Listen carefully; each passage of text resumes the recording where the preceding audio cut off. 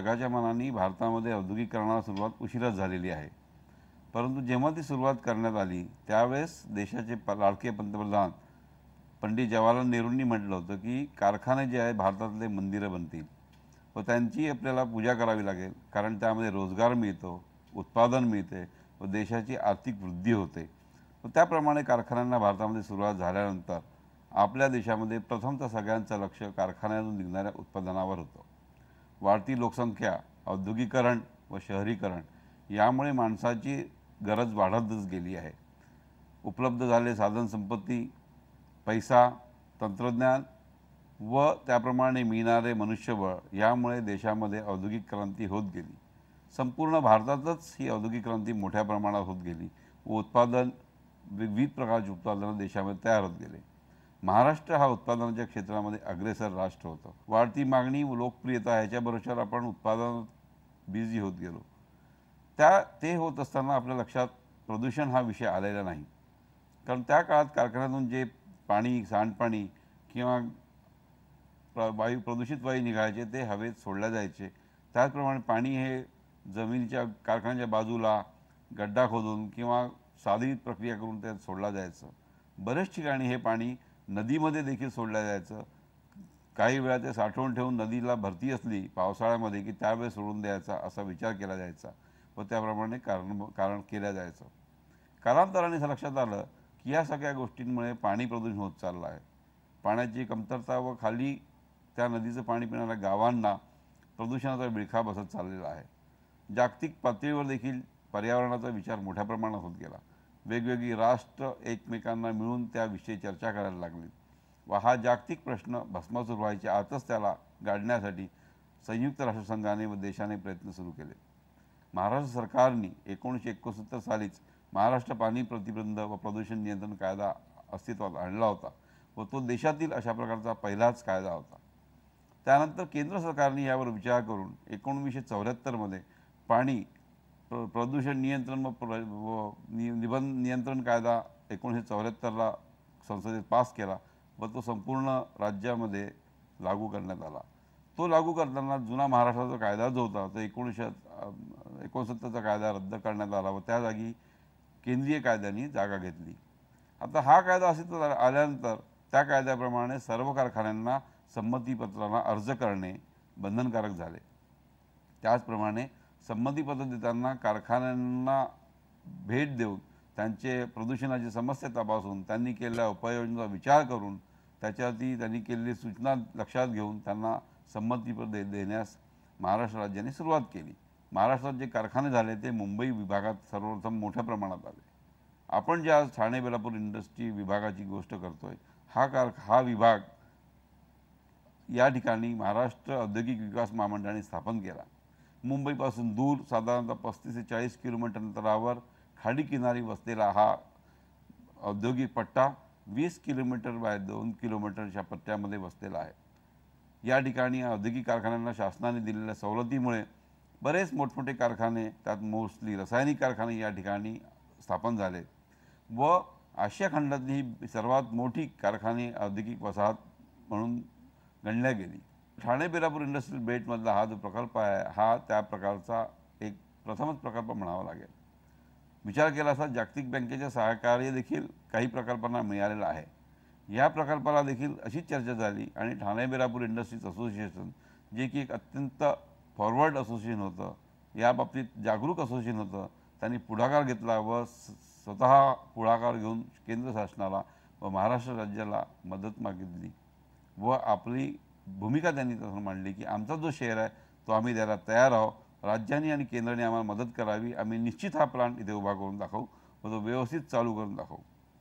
त्यांच्या आश्वासनाप्रमाणे राज्य सरकार पुढे आलं. राज्य सरकारने मग धोरण ठरवलं की या प्लांटला जी जागा लागणार ती जागा कोणीतरी द्यावी लागेल आणि ती जागा MIDC एरियातच असणे योग्य होईल. त्याप्रमाणे विचार केला व ठाणे बेलापूर इंडस्ट्रियल बेल्टमध्ये उपलब्ध जागा जी होती, जी सगळ्या दृष्टीने सुटेबल होती, ती जागा MIDCने यांना देऊ केली. ती जागा देताना MIDCने त्यांना अत्यंत नॉमिनल रेटवर म्हणजे साधारणतः ₹1 पर वर्ग स्क्वेअर मीटरनी लीजवर त्यांना 90 वर्षाची लीजवर देण्याचे ठरविले. त्याशिवाय आर्थिक सहाय्य द्यायचे त्यांनी ठरवले. जो 25% वाटा राज्याच्या वाट्याला आला होता, त्यातला 20% वाटा महाराष्ट्र औद्योगिक विकास महामंडळ व 5% वाटा महाराष्ट्र प्रदूषण नियंत्रण मंडळ देईल असं राज्य शासनाने ठरवलं व त्याप्रमाणे या प्रकल्पाची वाटचाल सुरू झाली.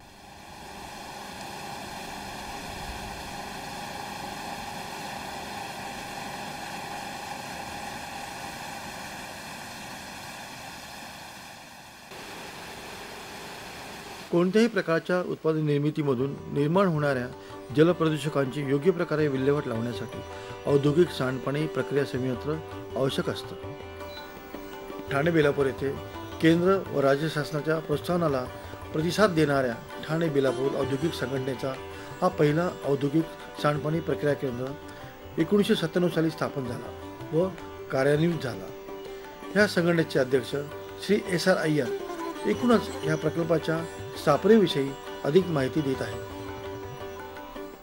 Our CETP is one of the first to be commissioned in आमचा औद्योगिक सांडपाणी प्रक्रिया प्रकल्प first plant हा महाराष्ट्रातील पहिला प्रकल्प असून तो 12 MLD क्षमतेचा आहे.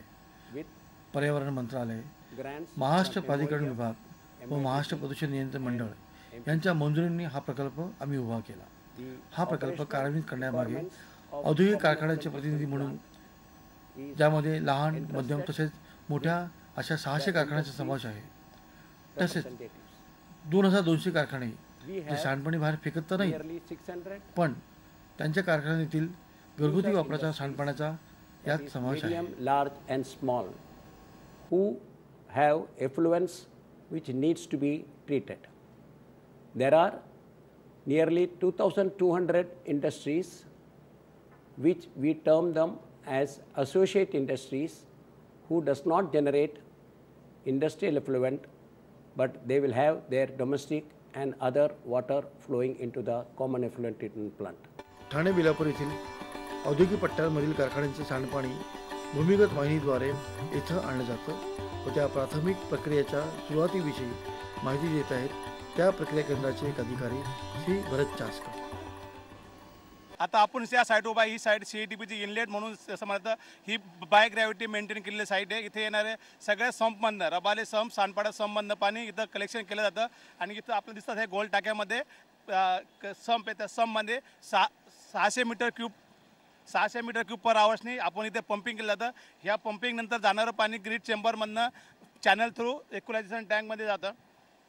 इक्वलायझेशन टँकमध्ये फ्लो झाल्यानंतर आपल्याला हे दोन टाईपचे पंप आहेत आपल्याकडे. एक हा एक पंप आहे 600 मीटर क्यूब पर आवर आणि जो दुसरा आहे तो सबमर्सिबल 600 मीटर क्यूबचा पंप आहे. ह्या दोन पंपासाठी कंटिन्यू आपल्या इथे पाणी लिफ्टअप केलं जातं आणि इथं हे तुम्हाला इरिगेशन ते दिसतं. हे PS इक्वलायझेशन टँक, याच्यामध्ये आपण ग्रीड इरिगेशन चालू ठेवल्यामुळे काय होतं, सस्पेंडेड सॉलिड सेटल न होता पूर्णपणे सस्पेंडमध्ये राहतात आणि याच्यामुळे आपल्याला pH न्यूट्रलसाठी बी फायदा होतो. अशा प्रकारे इथून जाणारं पाणी 600 मीटर क्यूब 12 MLDसाठी आणि 500 मीटर क्यूब 15 MLसाठी पाणी इथून पंपिंग केलं जातं.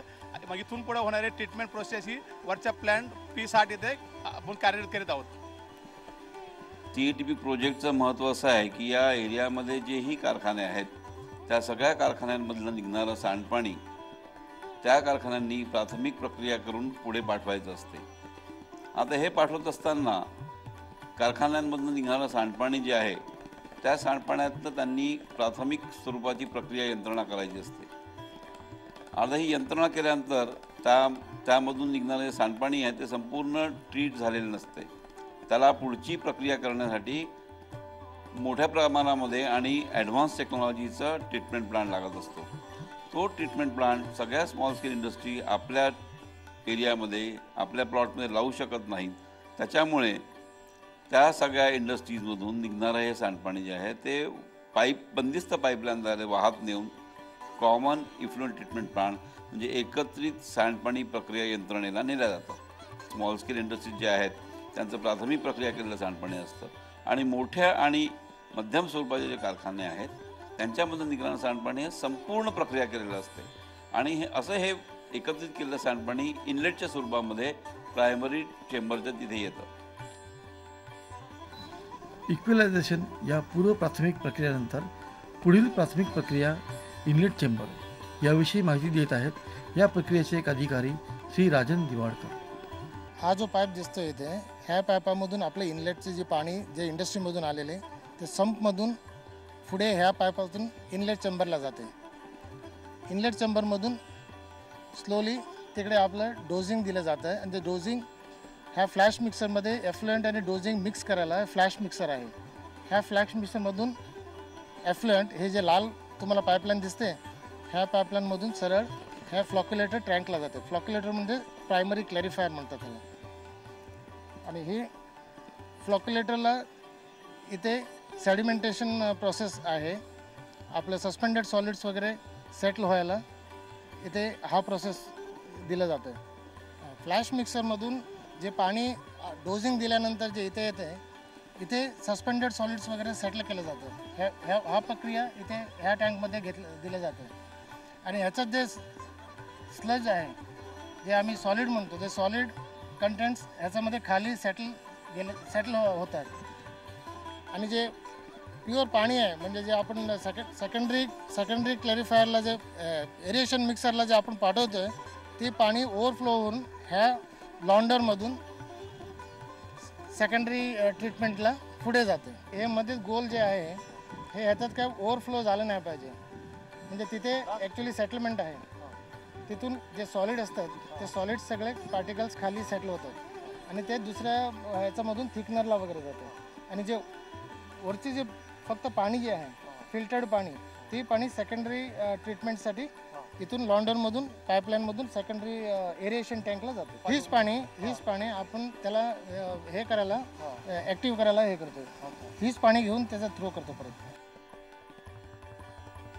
ही जे फिल्टर्ड पाणी आहे त्या प्रोसेसमधून जे ओव्हरफ्लो होऊन इथे फिल्टर्ड पाणी आलेली आहे, ही पाणी आपल्या पाईपलाईनमधून सेकंडरी ट्रीटमेंटसाठी एरिएशन टँकला पुढे जातं.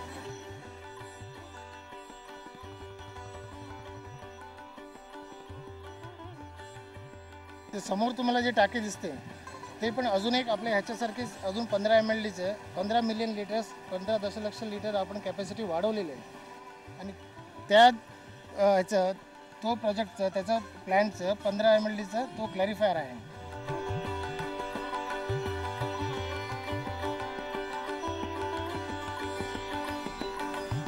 या प्रकल्पांमुळे ठाणे बेलापूर औद्योगिक पट्ट्यात निर्माण होणाऱ्या 27 दशलक्ष लिटर्स औद्योगिक सांडपाण्याची दररोज प्रक्रिया इथं केली जाते. सर्व प्रकल्पांची सुविधा लघु उद्योगांबरोबर मोठ्या व मध्यम कारखानदारांनी उपलब्ध करून देण्यात आली आहे. याच्यामुळे काही महत्त्वाचे फायदे जसे भक्कम आर्थिक स्थिती व प्रक्रिया केलेल्या सांडपाण्याच्या एकत्रीकरणामुळे प्रदूषकांची होणारी संभाव्यता तर झालं आहे.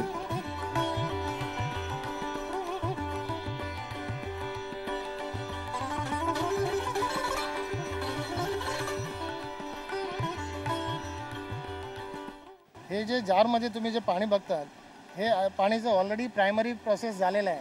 ऑलरेडी अर्ध ट्रीटमेंट त्याला दिलेले आहे केमिकलने डोजिंग वगैरे करून. आणि हीच पाणी आता पुढे एरिएशन टँकमध्ये बायोलॉजिकल ट्रीटमेंटसाठी आता पाठवतो आपण इथून.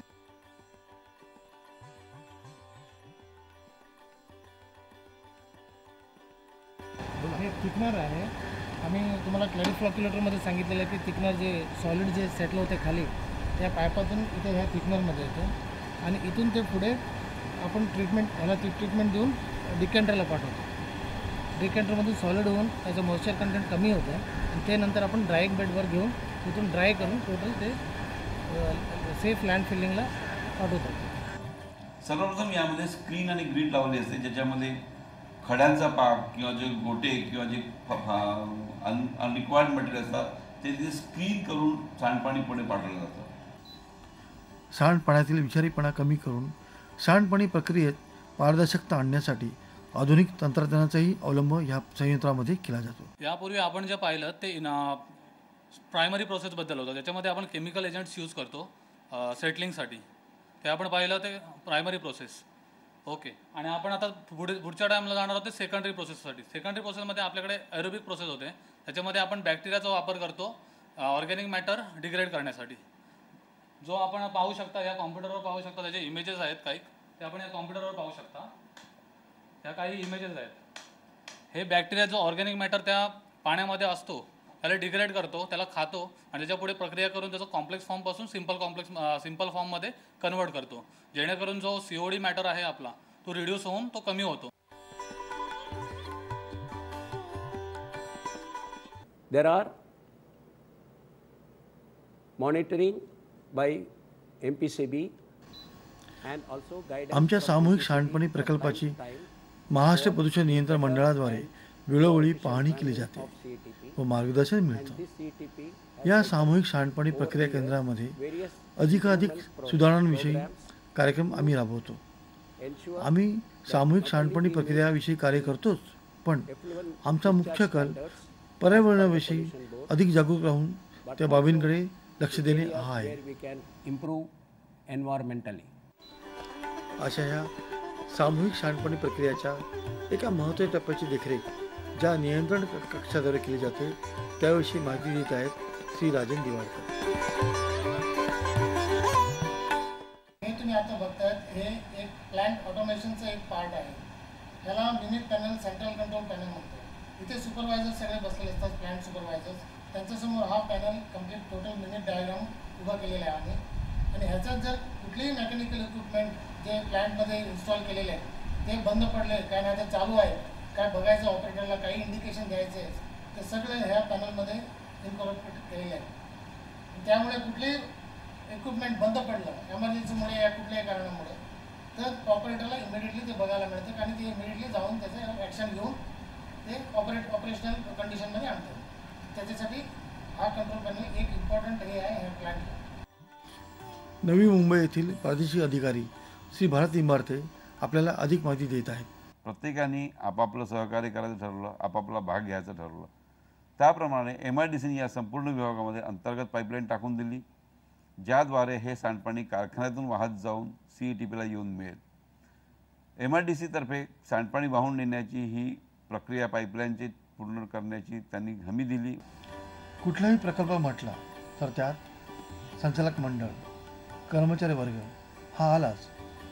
तर ठाणे बेलापूर येथील औद्योगिक संघटनेचे अध्यक्ष श्री SR अय्यर अशा ह्या प्रक्रिया केंद्राच्या आस्थापनाविषयी अधिक माहिती देत आहेत. So the representatives of user industries form the board of CETP. या सामूहिक सांडपाणी प्रक्रिया केंद्राचा कारभार बघण्यासाठी येथील सर्व कारखान्यांनी मिळून एक मंडळ स्थापन केलं व सर्व त्याचे प्रतिनिधी आहेत. प्रत्येक वार्षिक सर्वजण सभेत 9 सभासद निवडले जातात. प्रत्येक संचालक हा 3 वर्षांसाठी निवडला जातो व परत निवडणूक घेतली जाते. संचालक मंडळ या सर्व कर्मचाऱ्यांना व्यवस्थापकीय व तांत्रिक बाबीविषयी मार्गदर्शन करतो व एकूण प्रक्रियेची माहिती देत असतो. The board of directors give all the technical and managerial guidance for the CETP staff with respect to technical and operational needs of CETP. Thane Belapur येथील या सामूहिक सांडपाणी प्रक्रिया संयंत्राविषयी आपल्याला अजून बरंच काही जाणून घ्यायचं आहे, पण ते पुढील आठवड्यात.